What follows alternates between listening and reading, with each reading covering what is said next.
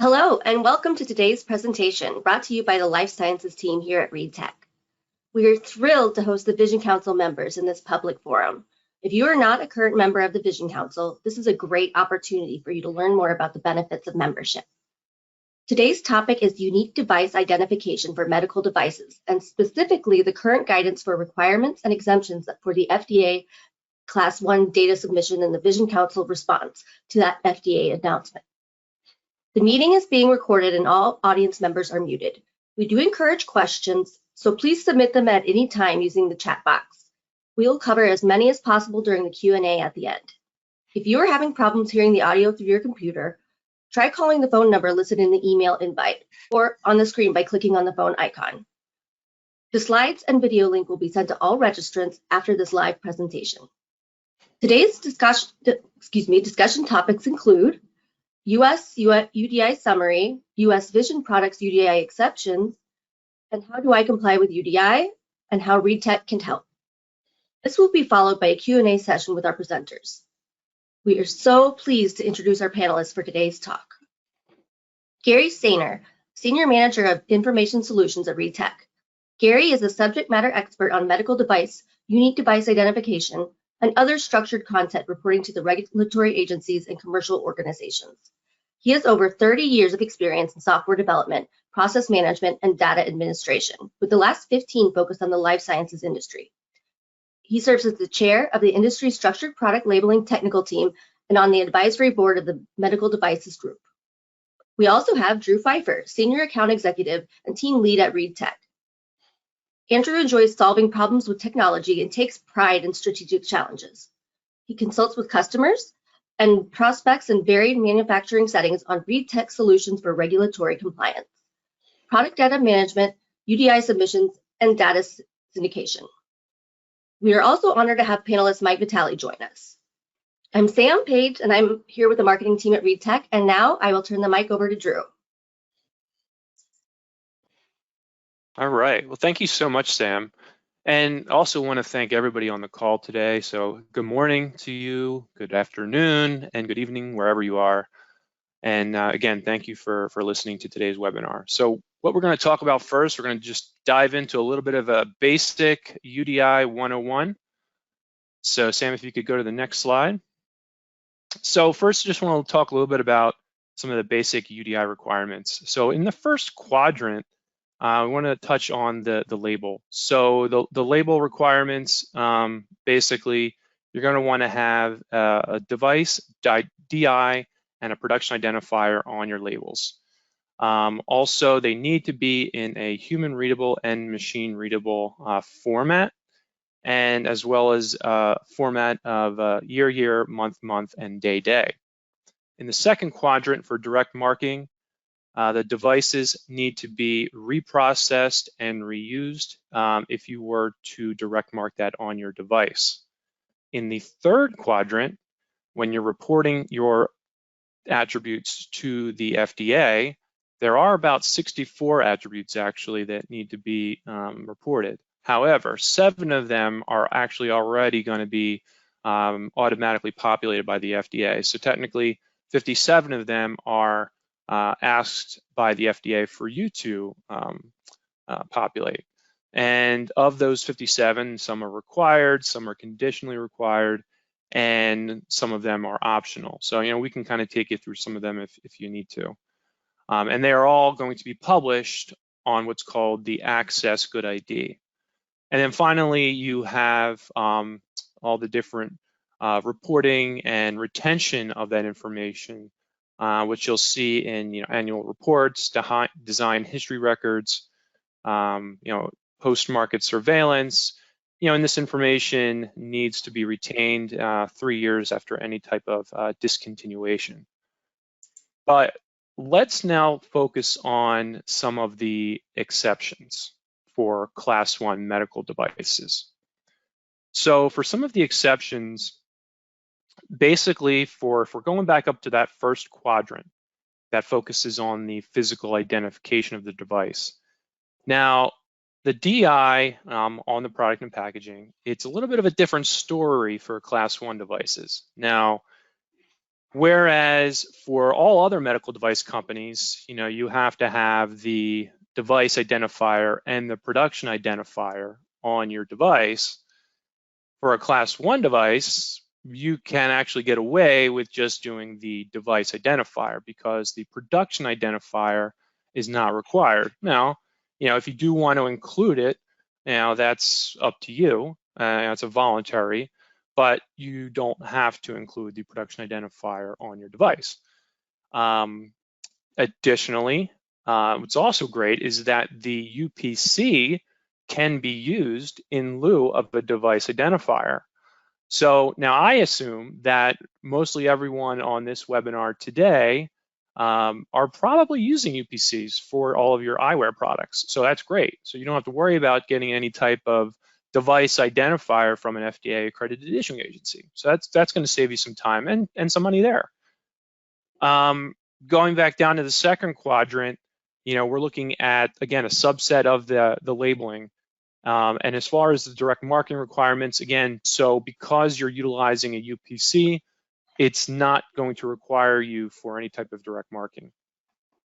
And then going back up to that third quadrant again, now as far as the 57 attributes, now there is an exception for those products that are 510K exempt and over the counter. Now there was a draft guidance that came out last year, and then it was finalized in July of this year. However, now there was a little bit of a carve out within this exception that specifically calls out various different types of eyewear products. Now I'm going to go over that in a second on the next slide. And then there is the fourth quadrant, which again, as I touched on about your retention and standard operating procedures, but there's another exemption for GMP, and that stands for Good Manufacturing Practices exemption. So if any of your devices fall under that exemption, then you don't have to comply with UDI. Now, the one way to find out if your device falls under that exemption is your FDA product code. So you can go into the FDA's establishment, registration, and device listing and simply search for your device or your company, and you'll pull up that name, and you'll see a three characters that'll identify your device. If you click on that, and it'll tell you whether or not that product is GMP exempt or not. So if we go to the next slide,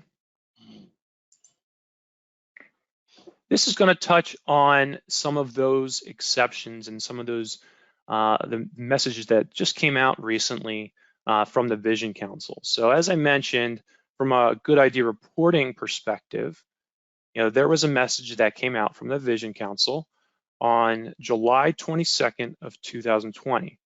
And now this focused mainly on, well, the first one focused on plano sunglasses and OTC readers.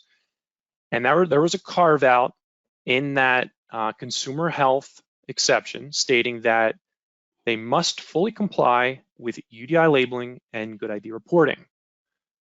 There was another bullet that stated that spectacle frames must meet the definition of consumer health products and are exempt from good ID reporting. So they weren't part of that little carve out that required the sunglasses and the OTC readers to comply.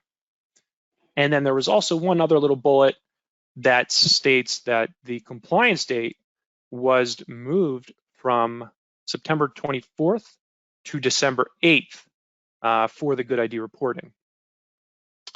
Now, there was another message that came out in August 17th of 2022. Now, the FDA confirmed that spectacle frames need UDI labeling, but they don't need good ID reporting. They also do not consider optical laboratories or eye care professionals to be UDI labelers. And so no responsibility exists for those entities to generate UDIs when they process or dispense finished eyeglasses. All right, next slide, please. All right, Sam.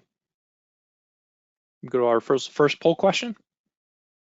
Yes, I have it right here. Let me pull it up. So in what regions do you market your medical devices? Please check all that apply. You could go ahead and check those. I will launch the results after a few seconds.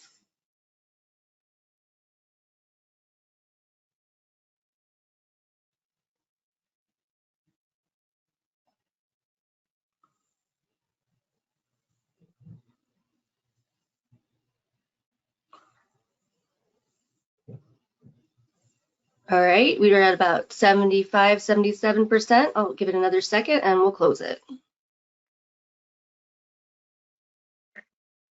Okay. So it looks like we have a lot of our folks, obviously 100% here in the US, but we've got a lot in the EU and quite a bit in Australia, 23%, and then 48% in the EU, with 8% in South Korea and 13% in China.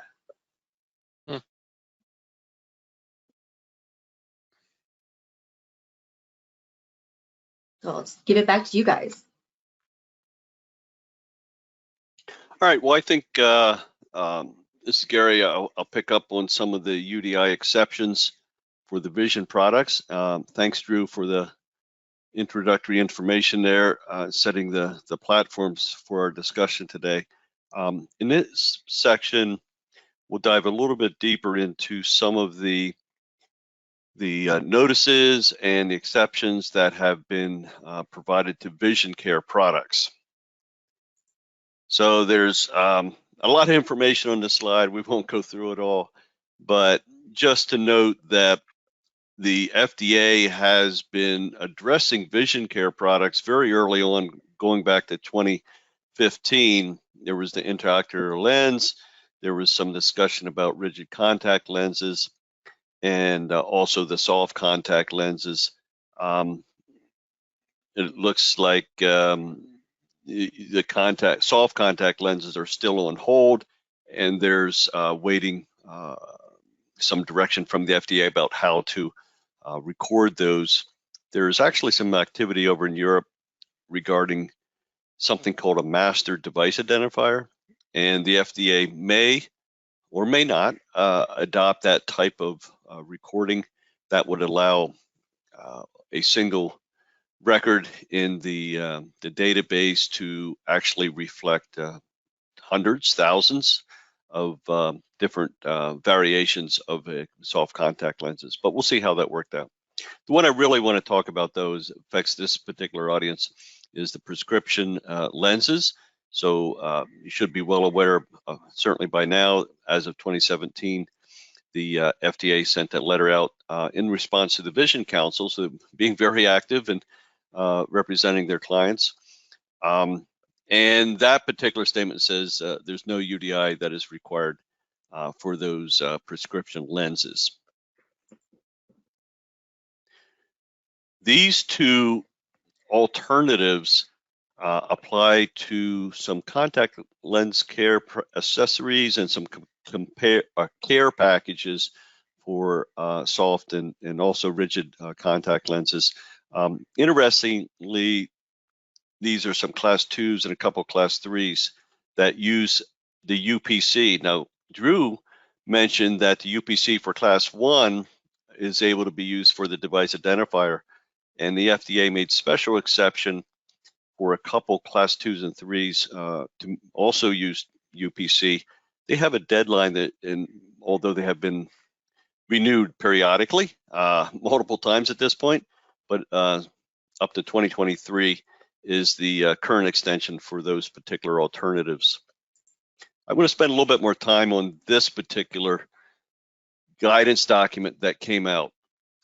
Drew had mentioned that this is the one that had early draft back in October. It has 3 main points that we want to highlight and understand. The first point has to do with the timing.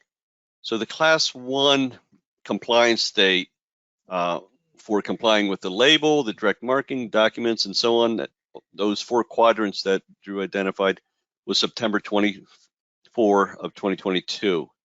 And this guidance document kept that particular date for 3 of the 4 quadrants, the labeling, direct marketing, and docs. And yet they realized that this notice came out very soon to the deadline. It did not allow much time for labelers to react to the submission requirements. They realized that's a huge effort to prepare data and submit. So they expended the deadline 75 days. So nothing new that we haven't already mentioned, but just to iterate some of the background on the timing. The second major aspect was this concept of a consumer health product, and that was brand new to this particular guidance. So class 1 over the counter with 510K exemption does have to comply with the labeling. In this case, for the most part, direct marketing would not apply. So really just the labeling and documentation. And those particular products, those consumer health products, do not need to submit good ID. Now, for the health or for the vision care products, your spectacle frames fall into this category. So they would meet all that criteria, sold over the counter, 510K exempt, and so on. But they do have to, and this was recently confirmed, as Drew had mentioned. A little bit more information on this third aspect has to do with a clause in guidance that referred to a number of devices that did not qualify and that could not claim that exception of not submitting good ID. And there's reserved devices in there that require a 510K. There's some other devices that are not able to be included for those that are distributed to professional healthcare providers and facilities and so on. But the one line that affects the vision products was a line that referred to restricted devices.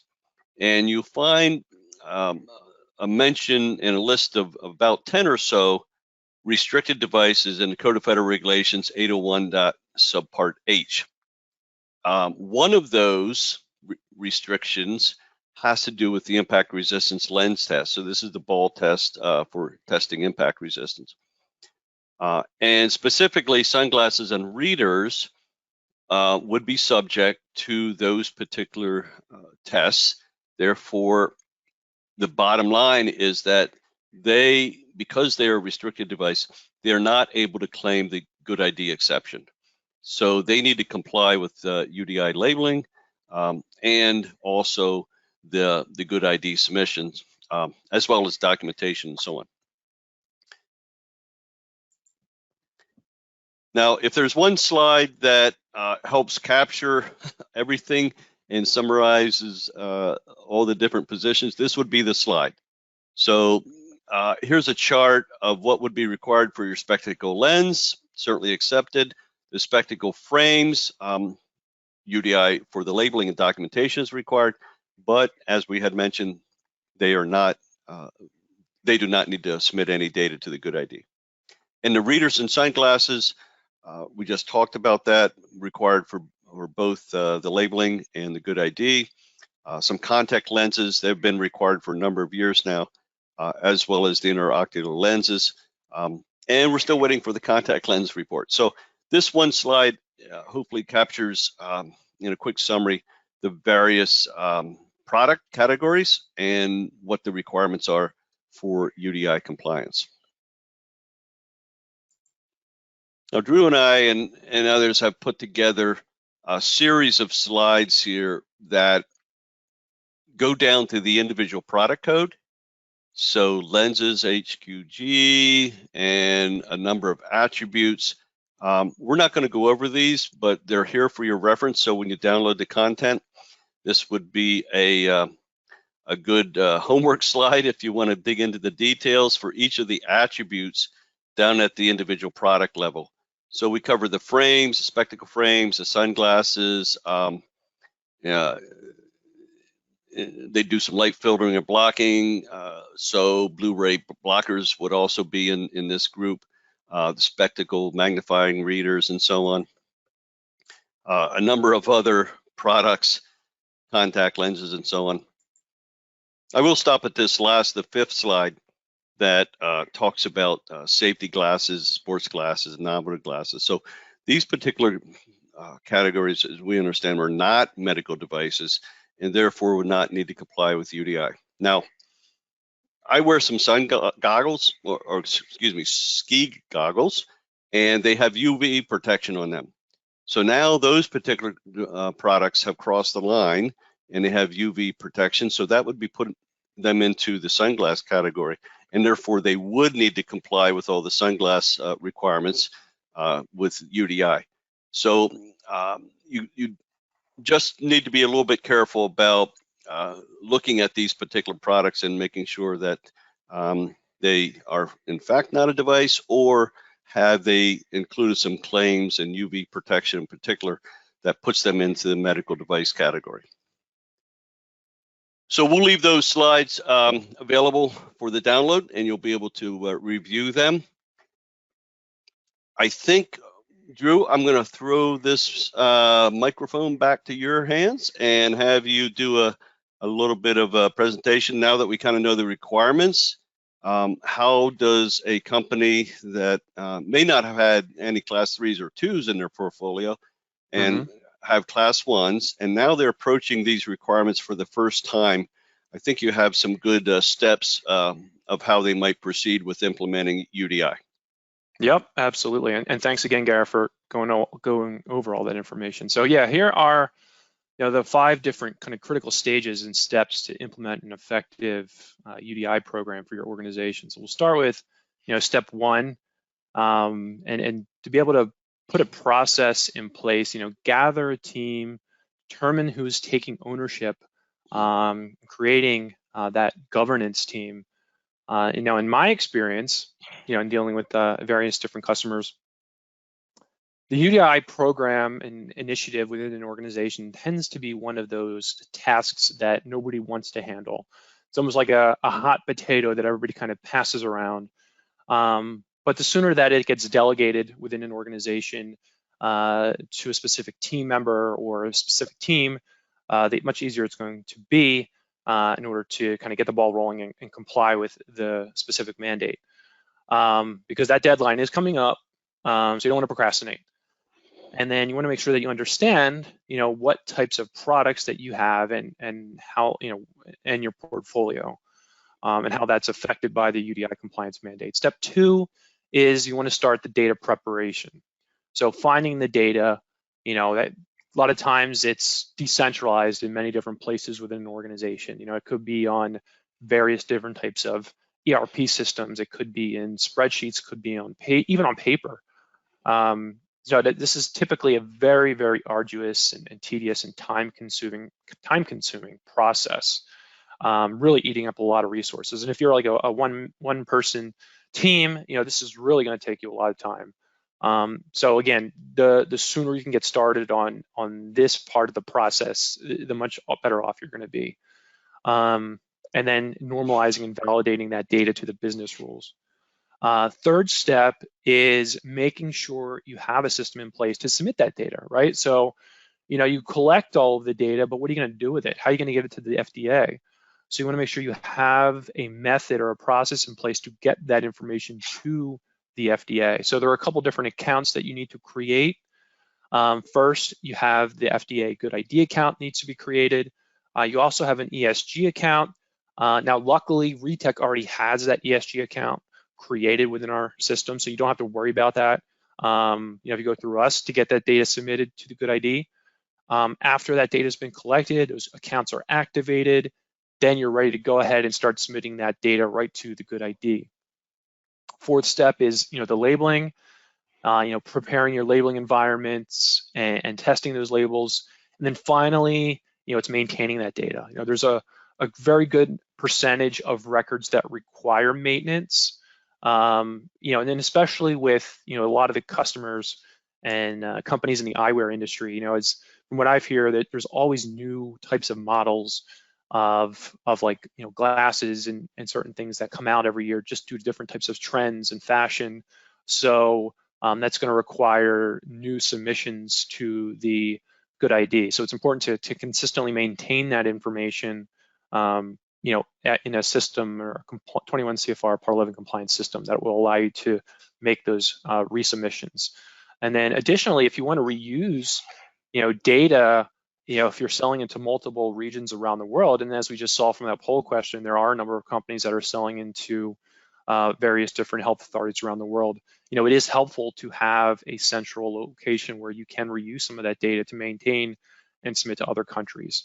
So, so steps 2, 3, and 5 are the various different areas where RETEC can help support your organization with, ensuring that the data is properly managed, validated, and submitted and maintained throughout your UDI compliance journey.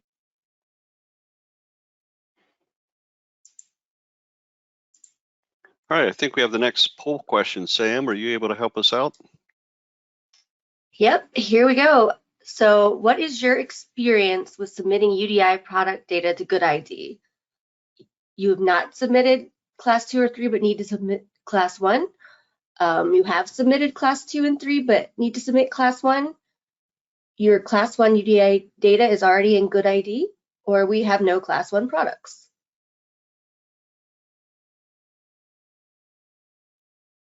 I guess those people are just here for the education. Well, only 7% so far have said that they have no class 1 products. Right. Looks like a lot have not submitted class 2 or 3 and want to submit class 1. Got about 67 in. I'll give it another second or two, and then we can look at the results.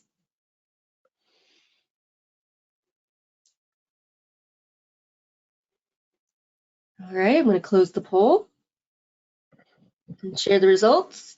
And as you can see, 87% have not submitted class 2 or 3 and need to submit class 1. Then with just a little bit, 5% have submitted and need to submit class 1. 2% already has their class 1 UDI data in GoodID. Good job. And 5% have no class 1 products. So just here for the education. Well, let's do the next poll, Sam. I think knock the third and final Sure. poll out, learn some more information about the actual methods in which data is submitted. Okay, so this question is, overall, which sentence accurately reflects how your UDI data is currently managed and how you submit records? Do you use a third-party SaaS platform for these services, a third-party's tool installed on premises, an internally built tool, or the FDA GoodID website with manual entry?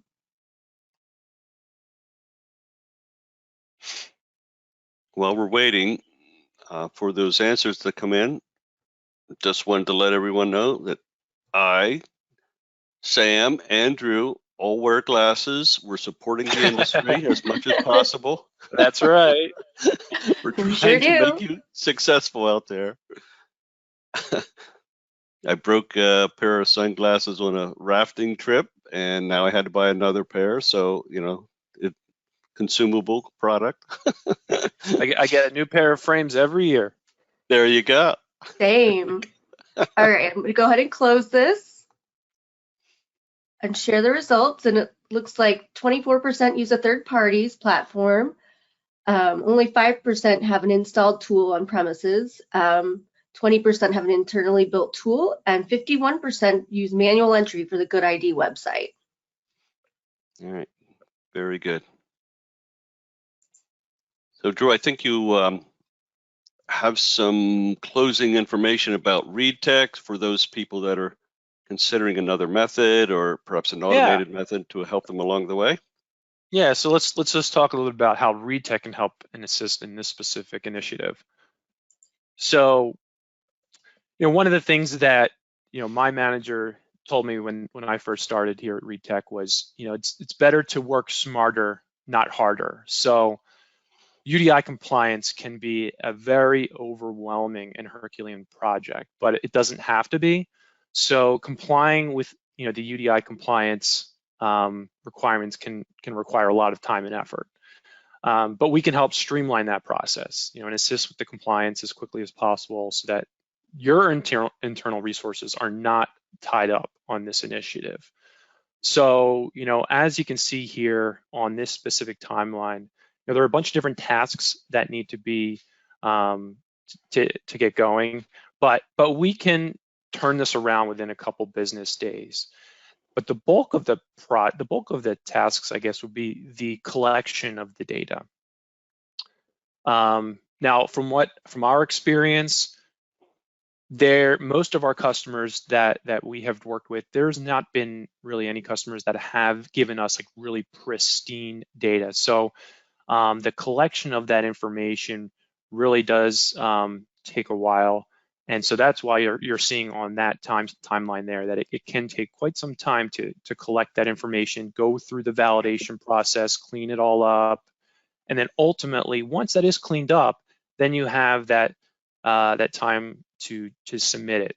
And then what you're looking at there is the December 8th deadline. So luckily, if you did not already start on the UDI compliance project and you're kind of getting ready, or you're frantically, or maybe you're just learning about the UDI compliance requirements today, the FDA came out with this little bit of a grace period and pushed it back a couple months. So now you have a little bit more of a runway to comply with the UDI requirements, or the Good ID reporting, I should say. So as far as how we can help, again, we can get this turned around a lot quicker, so you're not kind of frantically running around to try to get this information gathered together really quickly and comply. So if we go to the next page, you'll see. Were you going to mention something about the maintenance? Yes, I did want to mention something real quickly about the. Yeah, so it does take, with all the information that you are submitting into the Good ID, there are about 30 to 38% of the data that does need to be, that requires maintenance in the second and third year. And because I had mentioned previously, with all the various different new models of the products that you may be coming out with, new updates and changes to your existing products, typically that information needs to be maintained in your system for resubmissions. So yeah, it is very important to make sure that you are consistently maintaining that information in your systems for later years, and not just looking at this from a perspective of, this is just a one-time thing, because it's not. It is going to be continually, you're going to have to continue to maintain this and make new submissions for new products and updates and changes to existing products. So the last thing I want to touch on is how we can better serve you as, in your UDI compliance journey. So, with the various different data sets being decentralized in many different locations, or maybe you have all of your data in one location, ReadTech has developed this platform to help companies, quickly react and affordably comply with the US and global UDI requirements. And so, to help organize your UDI data for transfer and transmission in our system, we developed kind of a master global data template. So, and you can choose to engage with ReadTech in various different ways. If you feel more comfortable with sending a Good ID data template over to us and having ReadTech kind of drive the process and submit the data on your behalf, then we can absolutely do that if you don't have the time and resources internally to do it yourself. We also have another option where if you feel that you prefer to manage that data in a user interface, then we have the ability to provide you user credentials where you can log in and you can drive the data and manage it through a configurable workflow in our system. And you can also give various other users within your organization role-based permissions to approve and edit and review that data in our system, and ultimately submit that data to your downstream health authority. Now, one of the biggest benefits of utilizing single source is not just being able to utilize the cloud-based system for data validation, data maintenance, and the submissions, but you're also going to be getting one-on-one training with our subject matter experts here at ReedTech. So, for those of you on this webinar today that are not necessarily familiar with UDI compliance, maybe you're just hearing about it for the first time, and you're trying to go about it yourself. Maybe you're even thinking about doing it manually entering that data into the Good ID. Some of the downsides to that is if you have questions, then you have to put a help desk ticket into the FDA, and you might not get an answer back right away. So you might be waiting a week, maybe a couple weeks. So you're not, as opposed to going with ReedTech, where if you have a question about, one of the attributes or something just relating to the UDI requirements, you can easily just give a call to your account manager or product support specialist. We can get you an answer almost immediately. So we're really giving you that hand-holding and guidance to go along with the cloud-based data validation and data management platform to ensure that your data is not only properly, accurately submitted to the Good ID, but also on time as well, because we're also dealing with a deadline coming up in a couple months. So you don't want to be kind of trying to figure out what the requirements are, trying to do all this research, and then you're kind of running up against the deadline. So by having a company that has been doing this since the inception of the UDI compliance, and this is basically our bread and butter, you're going to get the best company to assist you to ensure that you're going to get this done properly. So, and that's what the single source system is all about, is ensuring that you'll get this done accurately and on time. And if you are selling into multiple health authorities, our system can provide the ability to disseminate that information to all those different health authorities around the world.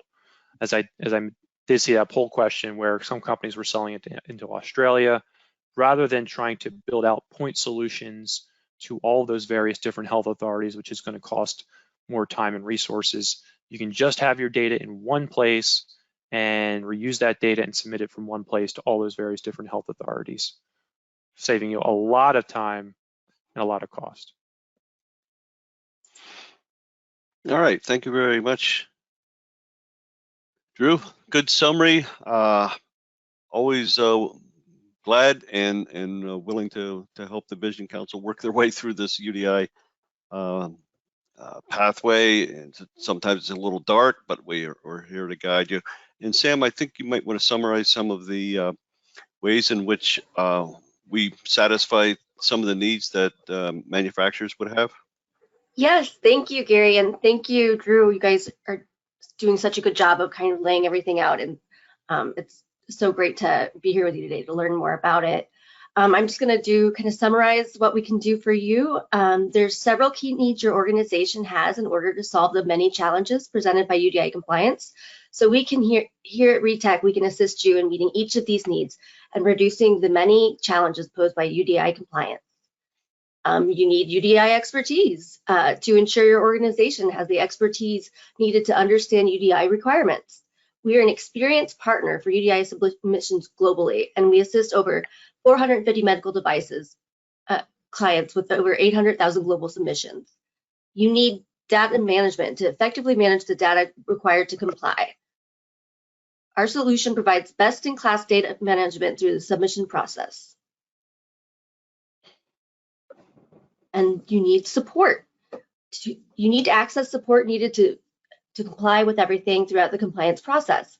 You'll receive dedicated support from our team of subject matter experts, not only at initial startup, but throughout your ongoing compliance pursuits.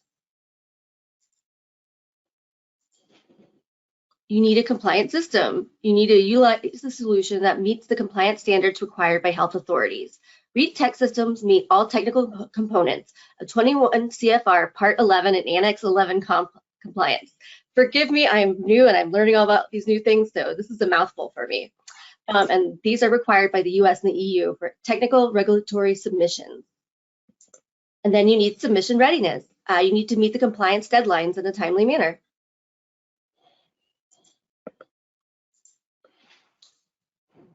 And finally, flexibility. You need to have flexibility to maintain current established processes. Single Source for Medical Devices was built to provide your organization with complete flexibility throughout the submission process. All right. Do we want to have some time for Q&A? I think we have plenty of time for some Q&A. Okay. I know we have one question that is very frequent, so I just want to knock it out first. It's what must be done to prepare and submit UDI information to the Good ID by December 8th, 2022? Well, I'll take a quick stab at that, and then Drew, please add some info. Yeah, I mean, there's a lot that. Yeah, that's like a half-hour discussion, right? So it basically takes your 5 high-level steps that you identified and expands it out. So a lot depends on your scenario.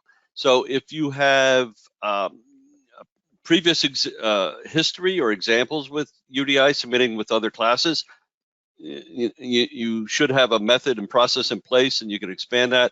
We've seen some companies that have actually some very low volumes of class 2s and 3s and want to change their approach and look for a more automated solution. And we're certainly able to glad and help that particular scenario. But I think you need to evaluate your situation, look at how many products you need to have. If it's 100 or so, I'm thinking one person is with 3.5 months to go. It's going to be a full-time job, a lot of things to get in order. If you have thousands of products or tens of thousands of products, you need to call in a team. I'd pull the fire drill alarm right now and make sure that if you've been waiting and pushing this off, thinking it might be extended, doesn't look like the FDA is going to extend this time. They hopefully finally put something in the ground and in December 8th for the submission deadline. So we can help you do an analysis of where you are, what you need to do. The particular steps would be to make sure your data is collected for submission purposes and get a method in place. And then, Drew, as you mentioned, 80% of this time and effort is actually cleansing the data. Believe it or not, this is uncertain quality. It may not be fresh. It may not be accurate. There may not be data owners for a number of these attributes. And just understanding the attributes, some of them are optional and perhaps would not apply to your particular eyewear products. And then, obviously you can skip over those, but you do need to evaluate, all those 57 attributes, see where you stand. So those are some things that just top of mind. And would you want to add some things there to that list, Andrew? No, I think you hit the nail on the head, Gary. And like you said, if you're one of those companies that that has thousands of records and you're just kind of starting now, you're definitely going to want to call in the ReedTech Fire Department. That way we can help you get that controlled. But yeah, no, I think you definitely hit the nail on the head with everything you just mentioned. Yeah. All right. You just really have to. You really just have to figure out where you're at right now, and kind of go from there. It's just almost like a case by case basis. But yeah, no, I think you're good. The ReedTech Fire Department. I love that. Yeah. So I have another good one. What has been learned during the prior U.S. class phases that you could share as guidance for Class 1 Good ID submissions? Prior classes? So was that the what have question? you learned from the prior class phases that we could share as guidance for this one, I think? Well, I can tell you one thing, which, Gary, I'll just jump in real quick. I can tell you one thing, and that's, first off, and I know we're kind of only a couple months away, but one of the things I learned from other classes is to start as soon as possible. So I know we only have a couple months left until the deadline, and I know this is kind of a message, an overall themed message, but if you haven't started yet, I would highly advise you to start now, since even though the FDA gave you a kind of a grace period from past companies, they have, I would say like class 2s. If you go back and look at class 2s, there was like a massive bottleneck of records being submitted into, the good ID. And a lot of companies were kind of frantically trying to get a plan in place to get that information submitted by September 24th of 2016. So, my advice would be, and I know the FDA has extended the deadline multiple times for class 1s, but my advice would be just, if you haven't done it, you haven't started already, a couple months left, get going today or as soon as possible. Yeah, a couple other things come to mind is from the previous classes, some companies, they do a retrospect and they say, well, it took longer than we expected. And secondly, the data set was not as clean as we expected it or thought it was. Both of those relate to the cleansing effort and not being able to size that very well and plan for it. So one of the things you might want to do is start off with doing all the prep work, finding out what needs to be done, making sure you have a team in place, and then processing a dozen or so records as far as data collection goes to see what you're missing and see what the process might be. You might find that one, and then extrapolate out, one person is going to be able to do this. You might find that, oh my goodness, this is going so slowly. We have to check every field and make sure it's right. We have to look for some data on people's laptops, and what? Oh my goodness, that person left the company, a year ago. Anyway, as a result of the few records, you're going to learn a lot of information, and then realize whether you'll be able to do it with the current staffing or whether you need to scale up, and whether we're also available to provide some consulting and education on the information to ease that, ramp up the education and knowledge base. So there's a couple pointers there that class 3s and 2s in retrospect have said, what, we kind of underestimated this. We should have gotten some education and more staffing or better means to process data early on. So Sam, do we have another question? We do, and I do have to make a joke. Hindsight is 20/20. Haha. Did it? Yeah. Glasses Like joke. it. Very nice. So last question for me, what are the US FDA data attributes that cause the most errors for submissions? Well, I think the listing number is probably the one that comes back to haunt people the most.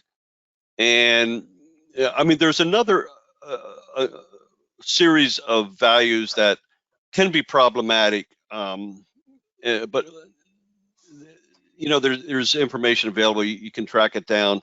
For example, some companies aren't aware of the company Dun & Bradstreet DUNS number, and I almost guarantee it exists somewhere. Usually, finance people have it, but you'll be able to come up with that DUNS number. A little bit of searching. There's something called a global medical device nomenclature number. Some small companies don't subscribe to that organization. I do know that they recently, well, about a couple years ago now, offered a low entry level. You can subscribe for, and I think you get about 10 codes available to you at no charge. So you might want to do that. As an alternative, the FDA offers something called a preferred code that you can enter. So you may not have explored that particular nomenclature topic in the past for your products. So that's something to come up with. You should know your product code. Some companies are doing the actual work, are not familiar with it. They have to poke around and find that. But the listing number is a unique number. And as a result of your establishment registration and product listing with the FDA, a listing number is given to you, and it's held private. So this is a proprietary information. The FDA does not publish it anywhere. So we're not, here at RETEC, are not able to verify that number. We can understand, we can check how many digits it is, but that's about it.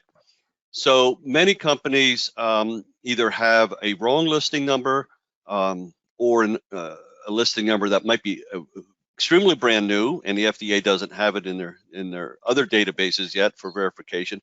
But they do. FDA does a very detailed check on that particular field. So if it is incorrect, it comes back as an error. I think that's probably the highest frequent error. There for a while early on, there were some check digits in device identifiers. For example, if you're using G10, there's a check digit at the end. If you're using HIBIC, could be a character at the end of the identifier. We go ahead and check those, but sometimes there's some typo errors and so on that might get into the system. But I would say listing number is probably the biggest one. Some people have to run around and try to find the MRI, magnetic resonance interference values and so on. But Drew, do you have anything to add to that? No, I mean, the controlled vocabulary, I think seems to be, I could also haunt people sometimes. Maybe not haunt's kind of a strong word, but depending on how they fill in that information, that could cause some errors. So, like if a company utilizes or if they spell out centimeter, that's not part of the FDA's controlled vocabulary. So, obviously, I know our system will correct that, but that could cause an error. But yeah, that's all. Thank you. I see we have Mike and Angela on with us, and I think Angela was going to go over a few of our other questions with us. Yeah, we have a number of questions that have come in from attendees. Thank you so much for those. So I'll pose a couple of these to our panelists. How does this pertain to existing stock? Do you need to label stock already in inventory? Yeah, so that's an interesting one. When the UDI rule came out, they allowed something called a 3-year inventory extension for those products that were finished and not labeled with UDI, but they were sitting in inventory as of the compliance date. So you might have 100,000 or whatever products in inventory, and the compliance date rolls around and they don't have a UDI on them. So that provision allows you over the next 3 years to deplete that inventory out of your control and shipping out to the public. Now, anything newly manufactured after that date would have to have UDI. When it comes to class 3s, that 3-year time period goes back to the original compliance effective date. So that was 2018. So if you had product in inventory as of 2018, there has been some accommodation for, if you still have that in inventory, then you're able to, release it without UDI. But having inventory from 2018 is a little bit unrealistic. I think that's really a moot point at this point, at this time in 2022. So anything new that you manufacture as of September 24 of this year would have to have UDI on the label. You don't have to go out to the field and apply UDI anything that's already been shipped and outside your control. But anything that you newly manufacture and place on the market, and if you have something that's been sitting in inventory for that long, since 2018, you could ship that without UDI. But if you made it like 2 weeks ago, and now the compliance date rolls around in September, that would have to be relabeled and have UDI, and that's our understanding. Okay, great. We do have a couple questions about data attributes, and we will include a table of those in the documentation that you'll receive. So you will see all of the required data attributes. And certainly if you have any questions about those, get in touch with us. The next question, maybe Mike can help us with this one. Does the exemption that applies to spectacle frames also apply to sunglass frames sold without impact tested lenses in them? We are a frame manufacturer who sells to optical retailers. So I mean, it's not a completed device. So then, yes, it would be classified as a spectacle frame, not as a sunglass. Okay, great. All right, next question. And some of these are quite detailed, and we will probably get back with you individually, trying to pick things that maybe cut across most folks' scenarios. I did see one in there while you're looking through it. I did see one in there. Remember, for Class 1 medical devices, there's no requirement to label on the product itself. So we've iterated this to our members before, but you don't need to physically mark the product. It needs to be on the packaging, and in some cases, with the way our products are sold, it could be as simple as a hang tag as opposed to the box or packaging that the sunglasses or readers come in. But it does not have to. Your UPC code, if that's what you're using as your UDI, does not need to be physically stamped onto the frame. Yeah, great. Yeah, several questions about that. Also about the September 24 deadline versus the December 8. Maybe, Gary, you could recap that briefly again. Yeah, I think we touched on that, but just to be clear, Drew shared 4 components of UDI requirements. And for eyewear Class 1s, especially those that are using UPC, there's certainly no direct marking. So the bottom left-hand corner, as Mike had mentioned, is really not applicable. So you do have to label the product with UDI, and many companies have been using UPC, and the FDA allows that to satisfy all the requirements. And that date, make sure that you have UPC on your product label and packaging label, is September 24 of this year, 2022.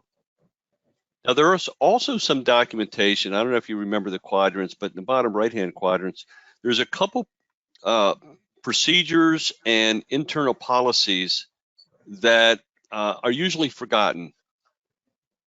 And they are some policies that indicate how you handle compliance, how you handle your device history file and device records, and maybe you have an adverse event, policy or something like that. And where it's applicable, you would need to modify those policies to put a reference in there that if UDI is available, it would be included in the report. Some companies forget to make those policy changes or keep records for their design history records. And I have seen, not many, but there's been 10 warning letters that have been generated by inspections for the lack of addressing UDI and its documentation. So it's something for you to review. It's part of the UDI rule. It's called, those additional appendices and requirements. So those all have to be done by September 24. The only date that is extended, the only requirement that is extended, is reporting good ID data to the FDA database. So there is some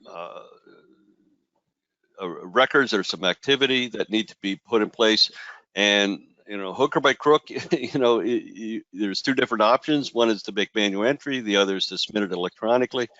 But either way, when December 8 rolls around, you do have to have those records in place to be compliant. Otherwise, you fall into this misbranding category, and you certainly don't want to go there. So Maybe next question? Yeah, so Unless let's someone has something to add that. follow up with this one last question. If I supply HQG spectacle lenses finished product directly to consumer, not through ECP, do I need to meet the good ID reporting and/or UDI label? Not sure exactly. I'm going to have to go By back ECP. to those. Yeah, I have to product go back to the codes as well, Gary. I'm not sure what code is. I mean, if you're referring to a spectacle frame, if that's what you're referring to, just taking a look at it. But was it HQG? I'm Yeah. sorry, Angela. That's what the person said. Okay, HQG. Spectacle I lenses see. finished product. Mike is a spectacle lens, non-custom spectacle lens. Right. So then no, it's a spectacle prescription lens is exempt. Yep. Okay, great. Well, it looks like we are at the top of the hour. Lots of good questions. We will be following up individually with everyone. Thank you so much for your participation. We're very honored to support Vision Council as a UDI submissions provider. If you have any questions, definitely get in touch with us as we work towards this December 8th UDI submission deadline. Many thanks to Mike Vitale for his help also. Yeah, and before we go off, the last slide is very important for our members that are going to be attending Vision Expo West. Patty, and I think it's pronounced Schrager with Read Tech, is going to be attending out there. She'll be at our all-member meeting, as well as she's going to drop into the SRD meeting out there. So she'll be available for questions. She'll be out there during the show. So if you have any questions, you can get with her and/or ourselves and our regulatory team, Rick Van Arnhem and Omar. Absolutely. Thanks for that shout out. Definitely look for Patty. She knows her stuff. Fun to talk to. Thanks again, everyone, and have a great day. Thanks, Read Tech team. Appreciate you. Yep. Thanks for the Have a invite. good one. Bye. Bye now. See ya.